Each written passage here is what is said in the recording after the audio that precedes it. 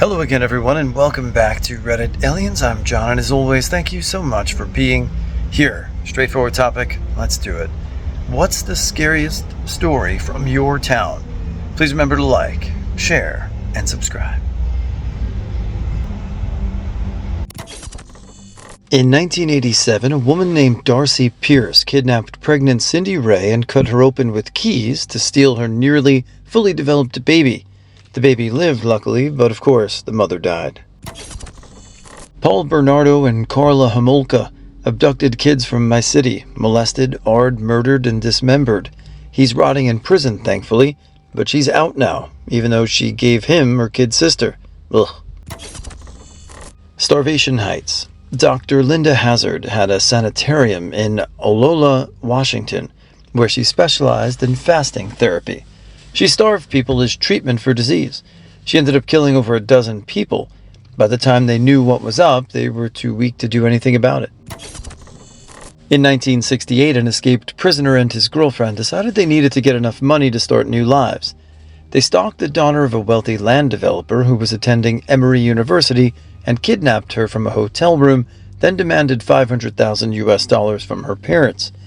After her father and the FBI successfully completed a dead drop for the ransom, the FBI was provided vague instructions on where to find the victim. Turns out, she was locked inside a fiberglass box that was fixed to an air pump and buried underground. Desperate to rescue her before she suffocated to death, nearly 100 FBI agents and countless other police and community volunteers started digging around the general area she was suspected to be in. Eventually, she was safely recovered after spending 3 days buried alive in that coffin. She's still alive today. Her kidnappers were imprisoned but have since been released and are also both alive. In 1920s, government built a house and gifted flats to various artists, writers mainly. House had high ceilings, big windows, and thick walls. In 1930s, one of the residents was arrested. Others killed himself out of fear, and then they started to disappear flat by flat. Nearly everybody was arrested, accused of anti-Soviet actions, and shot. It turned out thick walls were hiding the listening devices that were hearing people speaking in every flat. During the days of the Soviet Union, there was a section of the city where they had the black market. Oddly enough, it was run by religious Muslims, but they did a pretty good job ensuring order and safety and pretty much didn't care what you bought as long as you paid. Like they'd sell you alcohol during the brief Gorbachev prohibition. Well, they wouldn't sell it. Someone would, but they organized the whole thing. Obviously, the cops were paid off, and there generally weren't any problems. Apparently, one unit didn't get the memo because they came in and made a big stink. Then they disappeared. Like the car and 2 officers were just gone. No bodies, no husk, nothing. And then no one brought it up. There was no investigation, and the families were too scared to say anything. The rest of the police just went forward like nothing happened.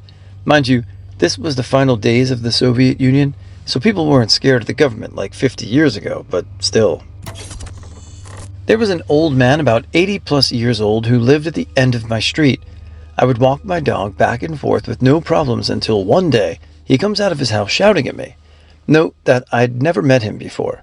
He starts screaming at me to leave with my dog or else he'll shoot both me and him. I didn't appreciate being threatened very well, and even though he was older than me, I shouted back for him to go back inside the house and leave me alone, since the road was public property and I had poop bags. His son came out, winked at me, gave me the whole it's alright, he's old body language motion with his hands, and I left. 2 weeks later, there's police cars outside his house. The old man got into an argument with the next-door neighbor, who he shared a yard with, over a hose that was overreaching into the old man's yard. The old guy shot him to death in front of his 15-year-old son. He aimed the gun at the son and pulled the trigger, but the gun jammed, giving the son enough time to run away. That old man died in prison, hopefully in pain, rotting away in both body and mind. I wonder whether my fate would have been different had his son not intervened when I was walking my dog. A story from where I grew up. A woman still in high school at the time of the event I used to work with at a campfire bush party. She was slipped something into her drink but was able to stay conscious and then was brutally beaten, hard, and left on train tracks. Some girls from the party were walking the tracks and came across her and got her to safety. She was able to identify the artist, but due to police being police, no charges are ever brought forward. A few years after the first event, the guy who arred the woman I used to work with is jumped outside a bar by about 20 people. Last I heard, he was still in a wheelchair and unable to form a sentence. None of this reported by the newspaper because they want everyone to think it is sunshine and daisies there. The local university covered up a student's brutal RN murder at the hands of her stalker. They knew that the news of a murder in the dorms would cause many students to move out of student housing and or change schools, a significant financial blow to the school. Their solution? Formally announced that Laura had died from natural causes, suppress reports from the local police, and maintain this lie until the day after the deadline to get a full tuition or housing refund for the term. Laura was killed on 12/13. The refund deadline was 2/22, and the killer was arrested on 2/23. Laura was killed on 12/13. The refund deadline was 2/22, and the killer was arrested on 2/23. A state university staged a massive cover-up, suppressed the city police reports, and let unsuspecting students share classes with a murderer, all for the sake of their coffers. Unfortunately, I'm not even the least bit shocked by that horrible story. Thank you for sharing. I'm sure a simple internet search would tell you what school they were speaking about. It's pretty horrible. They'll say it's circumstantial, but you be the judge. I don't live there anymore, but I remember as a kid being freaked out. Essentially, a young woman was working the night shift solo at a gas station. Weird dude came in, left, came in again, and so she called the police. They show up, don't see the dude, and leave. Dude comes back, flashes her, and she immediately calls back the police. The cops swore that they turned right around and got back to the station in minutes, but by then she was gone, and so was he. They never found out what happened to her, but an investigative reporter about 20 years later found a bunch of similar crimes up and down a stretch of highway. That wasn't news, but they were able to find a sex offender who was in those same places at around the same time. If the reporter was right, the guy was responsible for at least 20 murders over 2 decades. The dude died, however, a few years before the accusations hit. Even so, I remember being absolutely creeped out driving by that station, and they eventually abandoned it and then tore it down. On the side wall of a historic building on the central market square of my hometown hangs a cylindrical brass cooking pot from the 15th century. It's approximately 90 centimeters diameter and 60 centimeters deep. It was used to literally fry people in oil who were caught falsifying or tampering with currency up to the 17th century. Its place on display served as a deterrent. I grew up in the Arcadia area of Phoenix. Many estates get regular irrigation from the canal that runs through the area.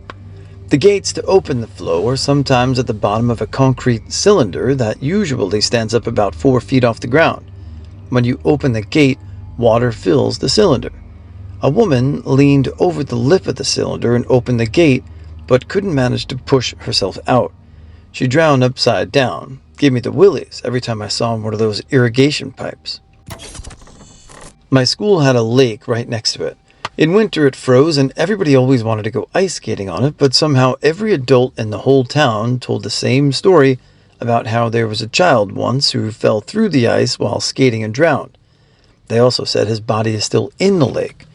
Could never figure out if it really happened, but it stopped us from having fun. An elderly man in my old neighborhood died in September and wasn't found until December when his worried family flew to check on him. His kids didn't get word until December because he didn't have a phone and they worked jobs where they would be out of contact for months at a time, and they lived on the West Coast. He was on the East Coast. The reason no one checked on him before this was because people would see him in the windows and the lights went on and off due to it being on a timer. His kids paid his bills. He owned his house. A few people talked to him in his driveway or through the door. I briefly talked to who I thought was my neighbor when I left Christmas cookies on the door for him because he wouldn't open the door. Ever since then, no one has been able to live in that house for more than a year. People still see him in the windows or in the bushes around the house, and things get thrown down the driveway or rolled. It's not a steep driveway either. The owners that were there before I moved had to use an emergency brake on the car, and cars would roll backwards. Their kids had to use bike locks because the bikes would straighten up and roll backwards out of the garage and fall over in the driveway. The family murders. During the 1970s, there was a string of young men who went missing and turned up dead. All were found to have died of massive rectal trauma and showed signs of torture and extreme abuse. Eventually, a man was arrested and charged with the acts, Bevan von Einem. However, there were long-established rumors of involvement in the murders by high-profile men in Adelaide society, well-known businessmen, politicians, judges, etc., where these young men were taken to be drugged and treated as pieces of meat for these men to do whatever they wanted to them at parties. Think a mix of Hostel and Pizzagate conspiracy theory. The theory was that von Einem was merely the guy who did the dirty work, the abducting and disposing. If there was any grounds to the rumors, which seemed to be fairly widely accepted as reality, then most of the other alleged perpetrators lived long lives and died as free men. 3 brothers and 2 cousins, all kind of dangerous backwoods sorts, had befriended a local special needs man but had become abusive toward him. After claiming they were not all moving to Florida, seemingly to cover up the fact that they'd beat him up badly, they chained him to a radiator in an upstairs bedroom in their mother's house and spent months torturing, starving, essaying, and mutilating him, showing him off to friends and inviting them to participate. In the trial, one witness had testified that they held the victim down on the kitchen floor and put a butter knife in the flames of the gas fire and burnt the victim with it. This was among the milder details to come out. The Suffolk Strangler was active in my hometown when I was in primary school, although it's now believed he could be responsible for more killings than the original 5 women who are the official victims. The school I went to for secondary school was briefly closed because one of his victims was left on the grounds. Some of my older co-workers say that they went to school with some of the victims. Ivan Milad, the backpacker murderer, committed awful crimes near where I live. From Wikipedia, Ivan Robert Marco Milad, 27 December 1944, 27 October 2019, commonly referred to in media as the backpack murderer, was an Australian serial killer who abducted, assaulted, robbed, and murdered 2 men and 5 women in New South Wales between 1989 and 1992. His modus operandi was to approach backpackers along the Hume Highway under the guise of providing them transport to areas of southern New South Wales. Then, take his victims into the Belanglo State Forest, where he would incapacitate and murder them. Milad is also suspected of having committed many other similar offenses around Australia.